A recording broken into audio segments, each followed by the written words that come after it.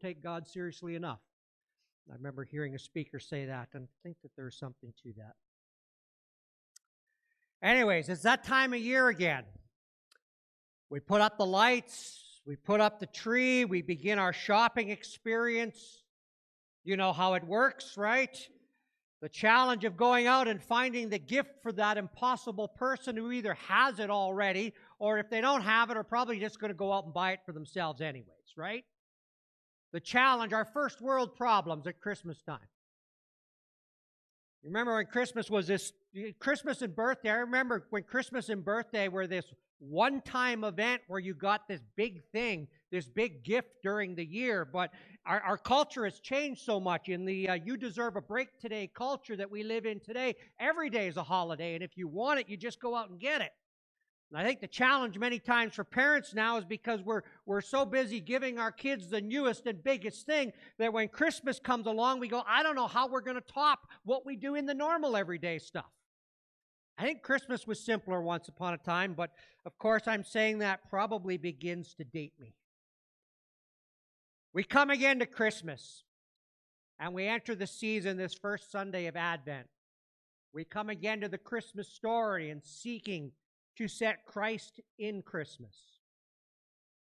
We hear afresh the story of the angelic visitations, the miraculous virgin birth, the story of God told within a common earthly scene of a stable.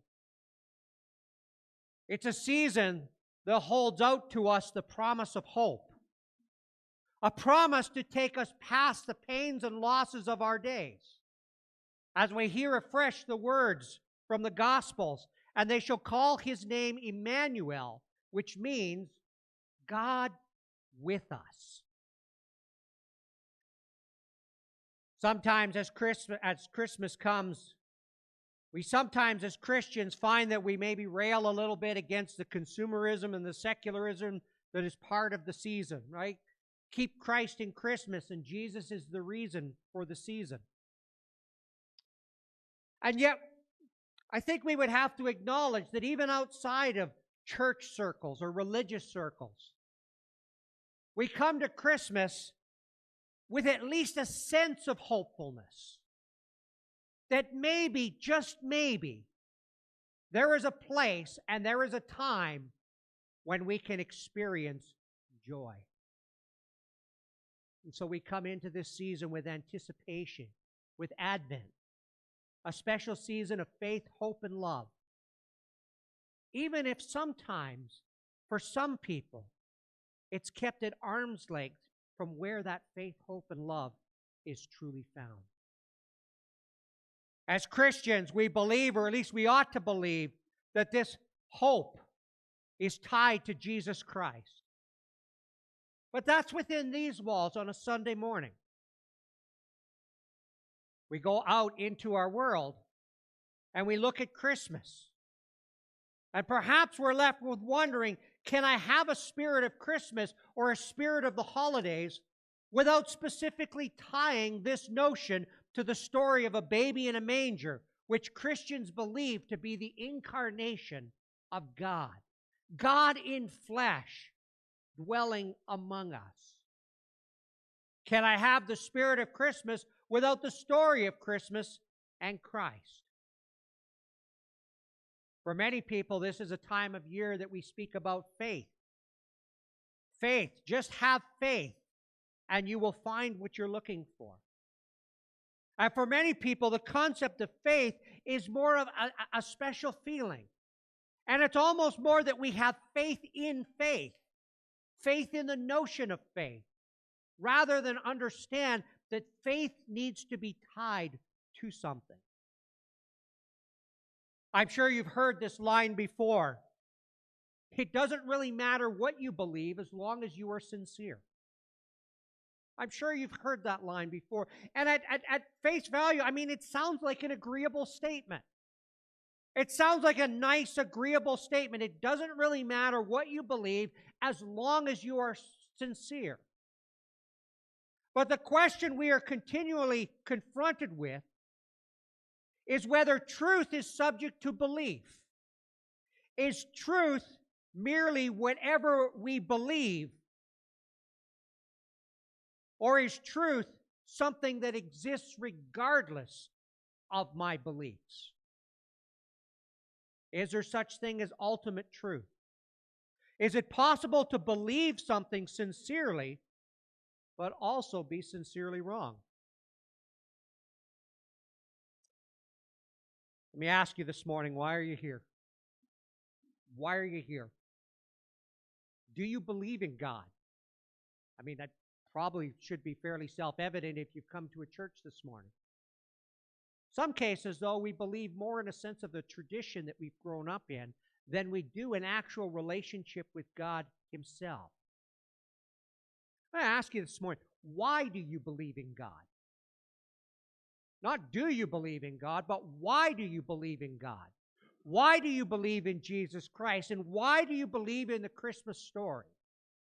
The story of a virgin birth and angelic appearances and a promise of God with us. Joseph, son of David, do not fear to take Mary as your wife, for that which is conceived in her is from the Holy Spirit. She will bear a son, and you shall call his name Jesus, for he will save his people from their sins. Why do you believe this Christmas story and God? For the next 3 weeks, as we go into our Christmas season this year, I want to look at reason for the season. We talk about Jesus is the reason for the season. I want for the next 3 weeks to look at something I'm calling Christian apologetics, or reason for the season. And that's kind of an odd word, this word apologetics. I remember when I first heard it as a young Christian, I was kind of a little offended. I said, what is this notion? It's almost like, are we apologizing for God or something? That's not what the word means.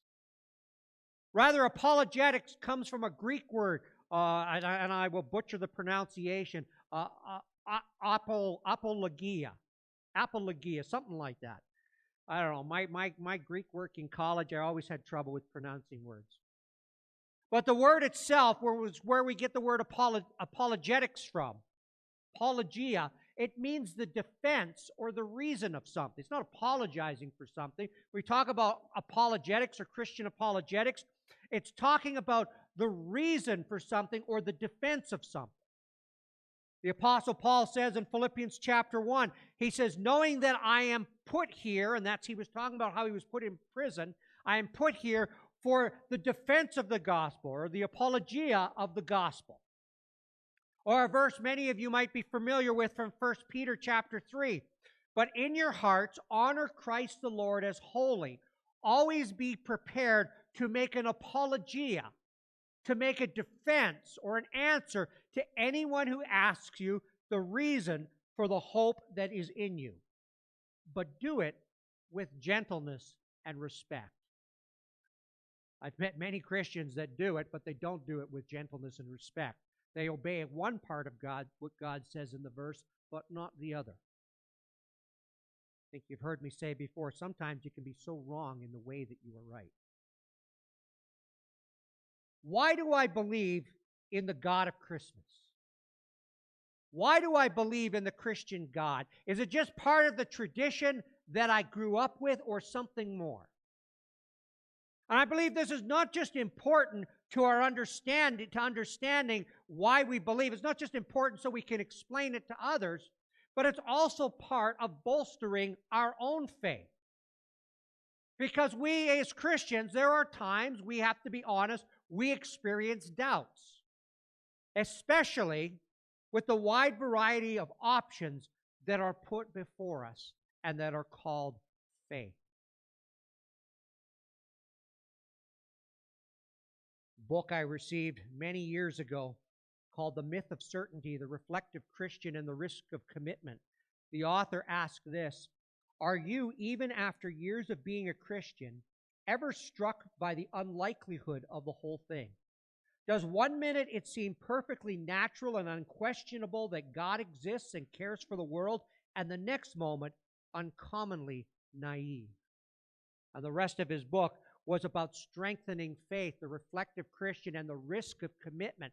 For faith, in the end, is a decision, a step of commitment based upon what we know to a certain point. If you are human, there are times you struggle with doubts. And there are questions bigger than what we have answers for as Christians. But faith is the committed decision we make even within the context of those answered questions. I want to suggest this morning that a faith that takes the time to consider the reasons or the defense of the gospel has less of a leap to make and more confidence in God when some of the answers that we may be looking for remain far away. Let me ask you this morning, why do you believe in God? How would you answer that question? So let us begin this morning. Let's start with really looking at the question, why do I believe in the existence of God? That is going to be the first of our reason for the season. Why do I believe in the existence of God? And this morning, I'm going to touch briefly on 3 classic arguments for the existence of God.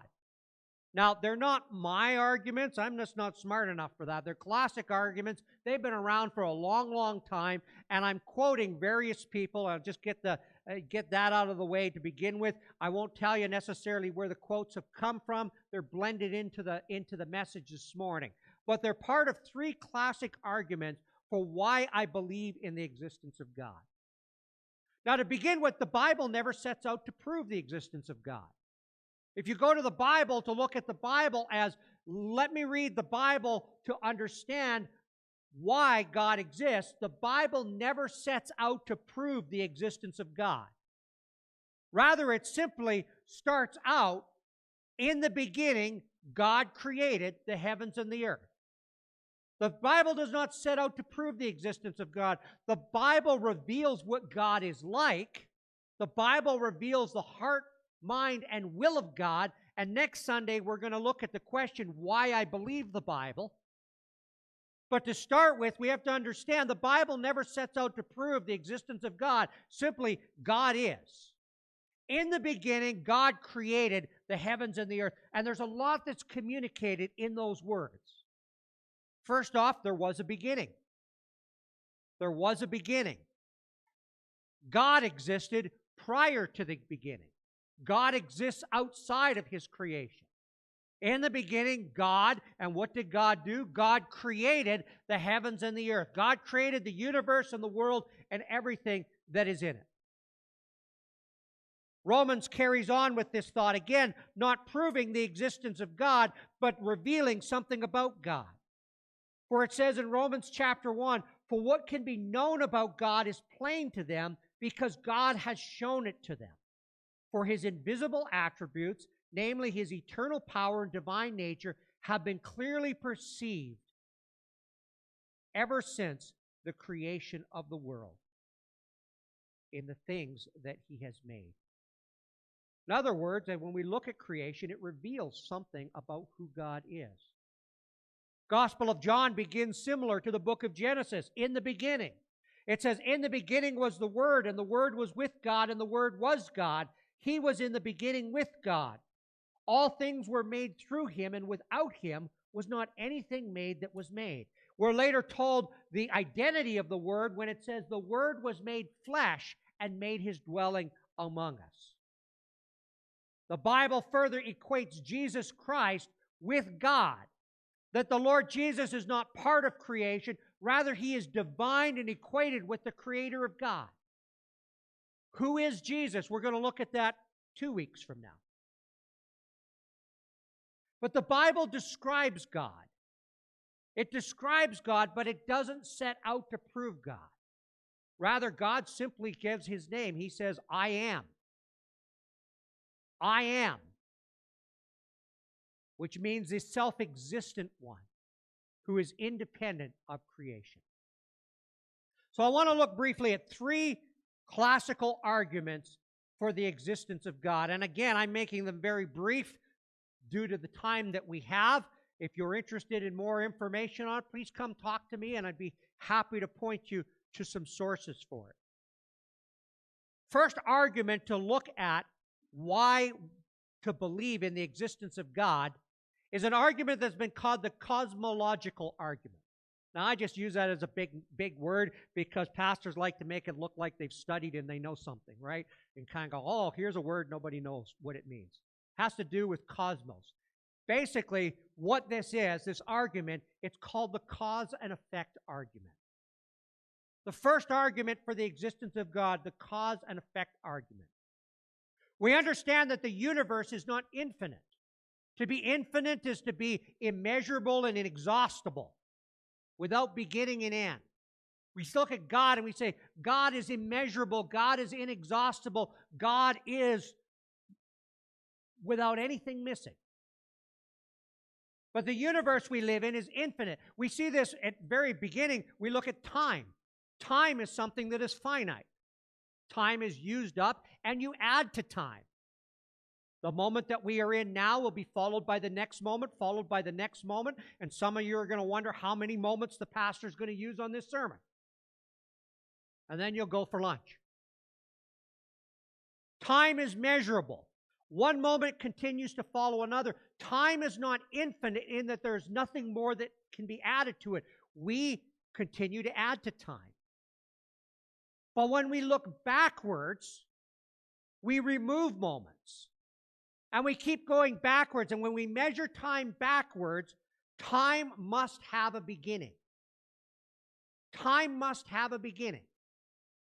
Time is not infinite. The universe is not infinite. We add to time, but as we go backwards, we eventually have to come to a place that had a beginning. Time did not cause itself. Rather, in the beginning, the creation of time was God. Cause and effect becomes the first argument for the existence of God. And it basically goes like this. If anything exists, there must be a God that brought it into existence. The universe was caused by some agent that was not part of the universe itself. Or another way of putting it, everything that comes into existence owes its existence to something else. There is nothing that brings itself into existence or causes itself. And so we look at God as the uncaused cause in the beginning. Theologian Thomas Aquinas in the 13th century described God as the unmoved mover. That if everything in the universe is in constant motion, but motion to take place must be caused by something that acts upon an object. You remember that thing from science class? An object at rest remains at rest until acted upon by an outside object. Usually that was a parent or a teacher. Something starts the motion going. And when you look at cause and effect, every effect has a cause. And when you go backwards, you cannot have an infinite number of causes. Eventually, something has to start it in motion. Every motion must have a mover. And at some point when we regress in time, we have to come to a place that starts. The universe is not infinite. Our universe did not cause itself. Now, that's the ideology of naturalism. Naturalism is the belief that all things came into being by itself through random, non-directed forces. That's the ideology of naturalism. Everything came into being, everything was part of the natural order, came into being by itself through random, non-directed processes. But this ideology defies logic. Even the second law of thermodynamics, in a closed system, matter cannot be created or destroyed. When you have a closed system, matter cannot be created or destroyed.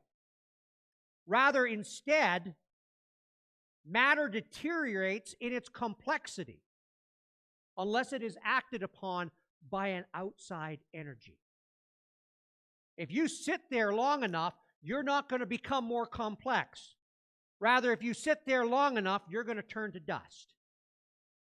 Unless something acts upon you from an outside source.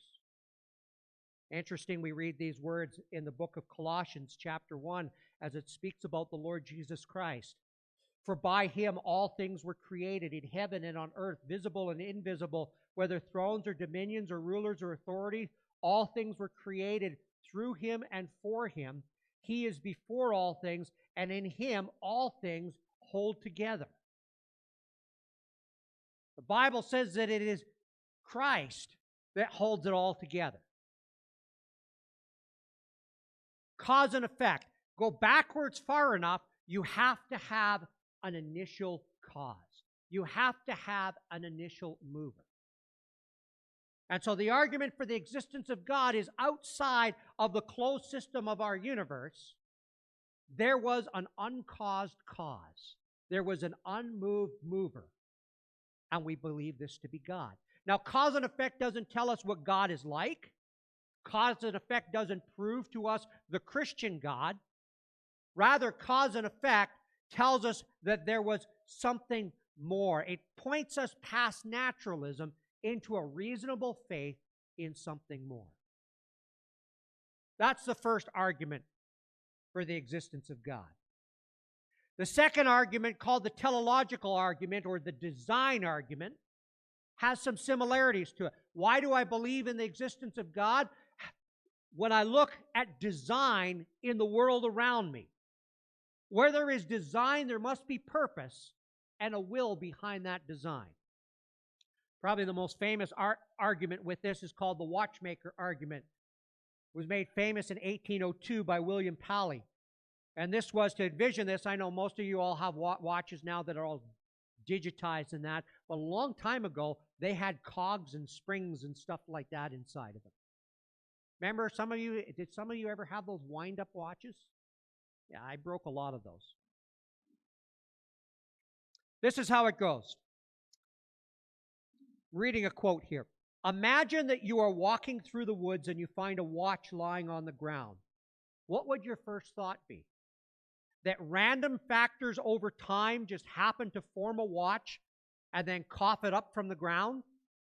That stray bits of metal chance to assemble themselves in a way that just happened to be useful? That a spring was formed with no purpose and inadvertently came across a cog that was formed with no purpose and then were joined accidentally to a number of other gears, springs, and cogs, eventually forming a fully functioning and accurate instrument that could measure time? Of course not. You would assume someone had dropped it. This is because of its obvious design features. The precision and intentionality of the mechanism betray a purpose, a plan. There must have been an intelligence who conceived of the watch and its workings and then created the watch. Same is true when we look at the natural world around us. The same is true when we look at our universe. Romans 1 speaks of understanding God in the things that have been made. We see such detail and design when we look at the world around us. Whether you go small or whether you go large.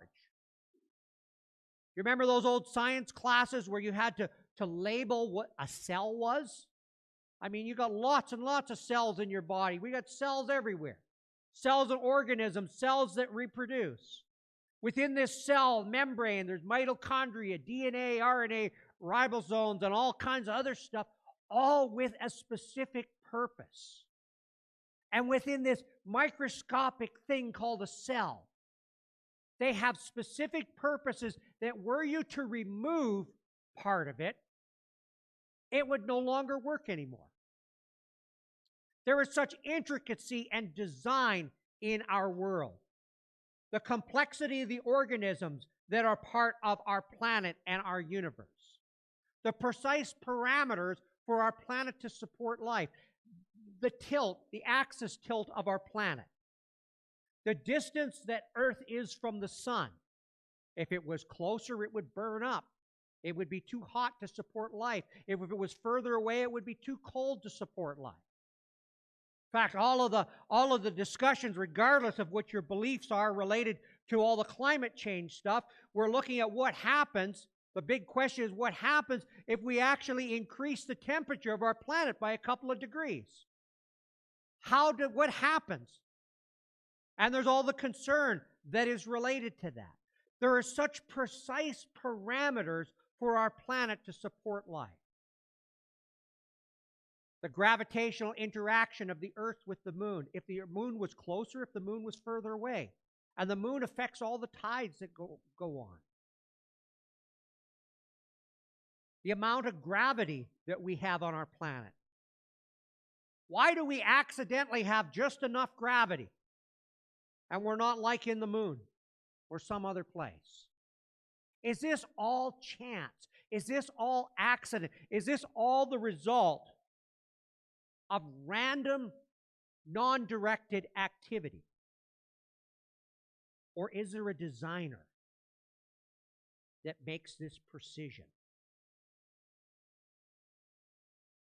Along with this, we have something called irreducible complexity.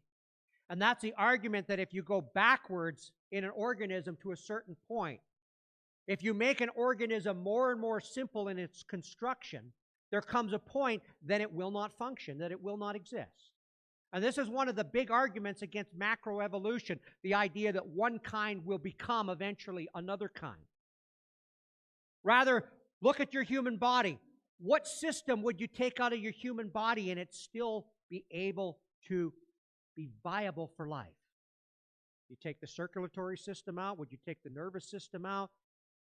Would you take the endocrine system out? Would you take the reproductive system out? What system would you take out of your body? How simple, how could you go backwards and simplify this organism? And at what point is your simplification of this organism to the point that it can no longer sustain life? That it no longer is viable for life. Irreducible complexity is the idea that if you go back and simplify things, you can only simplify them to a certain point. And at what certain point, life could no longer be supported within the development of that organism. Why do I believe in the existence of God? Design. When we look at the creation around us, does it take more faith for me to believe that this is all random, that this is non-directed, or that there is a designer behind it? Those are the two first classic arguments. Cause and effect and the design argument. The third classic argument for the existence of God is called the moral argument. Third classic argument for the existence of God is called the moral argument. I'm quoting from a book here. It says, are right and wrong objective realities with claims on all people at all times? In other words, is there such a thing as a definite objective right and wrong that we all are required to subscribe to? Or are they subjective realities, only a matter of opinion? Okay, are right and wrong objective realities with claims on all people at all times, or are they subjective realities, only a matter of opinion? The author goes on to illustrate it by this. He asks this question: was Adolf Hitler evil, or did he simply have a different opinion on things? That puts it in perspective a little bit. Because probably the most common way today of determining values is something called relativism. Relativism is the idea that the individual decides what is right and wrong for themselves. That we each decide what our own truths are. And that if collectively we share enough of those truths together, then we form something within our society and a culture and have a common set. If you're a naturalist, that works. This is the exact result of random natural processes. Everyone decides for themselves what will work for them. Everyone decides what is right and wrong for themselves. What is true for you is true for you, and what is true for me is true for me. See if anyone's awake here still. Has anyone ever heard that before? A few. Yeah, I would think so. Right? I mean, yeah, that's okay. Okay, that's okay. It's wrong for you. I get that, but it's okay for me. It's okay for me. Right and wrong is decided by the individual. Question is, do we really deep down believe that? Do we really deep down believe that there is no such thing as wrong, that there is no such thing as evil, but everything is simply subject to an individual opinion? An argument that has been used to challenge this is using this phrase. See how you respond to it. Torturing babies for fun is wrong. I won't ask you to raise your hand, but I could sit here and say, how many of you would agree with that? Torturing babies for fun is wrong. Here's the thing, the relativist cannot make that statement. The relativist who says that right and wrong is in the eye of the beholder cannot make that statement. Instead, they're left with saying, that's just a matter of opinion. That's just a matter of opinion. Again, was Adolf Hitler evil, or did he simply have a different opinion on things? You see, when we look at moral statements, when we look at statements regarding abortion, euthanasia, animal rights, conservation or exploitation of the world around us, when we consider what is sexually right or wrong, when we talk about killing civilians in wartime or the invasion of one country on another, the sex slave trade or genocide, we talk about making moral statements. Are there things that are wrong and things that are right? Are there things that are evil? Relativism fits well with both naturalism and evolutionary theory because it basically says the strong survives. If the weak and the vulnerable can't cut it, that's their loss. But God, all through the Scriptures, called upon His creation to have a morality to it that looks not just at its own interests, but at the interests of others, that calls us as a people to protect the vulnerable. But why on earth would anyone protect the vulnerable if it's only the strong that survives anyways? Let's just weed them all out. Is there such a thing as morality? Is there such a thing as right and wrong? See, the one who says it's okay to steal, I expect they react with a sense of injustice if they are the ones stolen from. Right? It's okay to steal. I mean, if I can get away with it, I'll take it. But don't you dare take from me. That's wrong. We talk about being relativists, but I'm not convinced that deep down we truly believe that. The one who says it's okay to sleep around isn't very happy when within what they expected to be a loyal relationship, they're slept around on. We expect others to be faithful to us. By this point, I'm hoping you see the shortcomings of moral relativism. Part of our human makeup is that there is a sense of oughtness.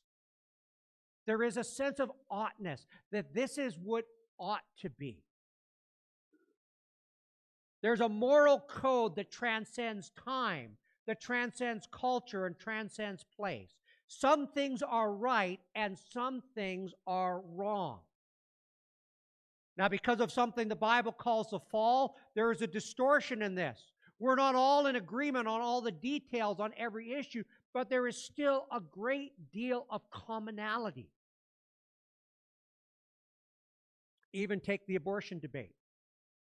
Take the abortion debate where some would say it is wrong to kill innocent life. We need to protect the vulnerable. I'm willing to bet that both sides of that argument would agree with the same statement. They both attach a morality to that statement. The argument is they disagree at when life begins.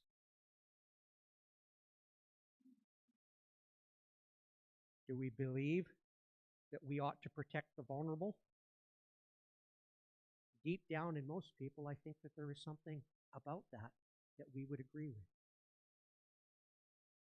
Why is it on every cop show where you see a bad guy on it that the last thing that they're going to harm is the puppy?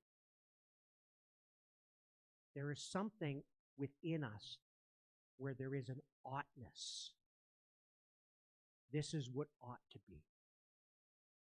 So the question then becomes, where did this morality come from? Where did this morality come from? Randomness, so that so many random organisms just happen to naturally develop. And in their randomness, they developed a cohesive morality that created civilization as part of a survival instinct. That the sense of guilt is merely a product of cultural conditioning? Or is there something imprinted within us that carries some sort of common moral underpinning? This is the third classic argument for the existence of God. Because there is the existence of morality, because there is a common moral underpinning amongst all people in all civilizations in all periods of time, there must be something behind it. See, it takes less faith for me to believe that this moral imprinting comes from a transcendent creator than that it is an accident without an intentional cause. Christians believe that our morality is rooted in the character of God himself. Who he is becomes the measure of morality, and that the oughtness he has imprinted upon us also carries with it an accountability towards the author. Which is why in the Christmas story we read, they will call his name Jesus, for he will save his people from all the ways they have broken that oughtness before God. Okay, so this is not your typical Christmas sermon. Why do I believe in the existence of God? Well, let me ask you, why do you believe the Christmas story to be true? You cannot enter into the Christmas story without thinking this is about something more. This is about someone more. This is about connecting with God. Emmanuel, God with us. So why do I believe in the existence of God? Why do I believe the Christmas story to be true? What underpins your faith in this season that you are entering into? Doesn't really matter what you believe as long as you're sincere. That might be a warm, fuzzy notion. But it's a seemingly harmless sentiment that doesn't really hold up. Now, in the end, yes, this is the kind of sermon for people that like to think about things. Not so much your feeling kind of sermon. In the end, though, it's not just about information and arguments. You see, the Christmas story is about this God, this transcendent God, becoming personal and making his dwelling among us. This information, this concept, it should make us small. It should make us react like Mary when confronted with the angel Gabriel, being overwhelmed and amazed. God is infinite. God is big. God is the creator. And yet this God is personal. Is personal. And he enters into the life of this young peasant girl to tell his story and to bring salvation to his creation. God is big. Why do I believe in the existence of God? We should feel small in the midst of such arguments. But as we enter into the Christmas story, Emmanuel, God with us, we should realize that this bigness of God becomes personal into our lives. We are not alone. God, Emmanuel, has chosen to love his creation, to do life intimately with us, and to lead us to himself. That is why we celebrate this as a season of hope. But I want you to be able to come into this season, not just because you've come into it 10, 20, 30 times before, not just because you've grown up with the Christmas story, but I want you to be able to think through, why do I own it? Why do I believe this to be true? What is the reason that I give for this season? We'll continue on with more next week.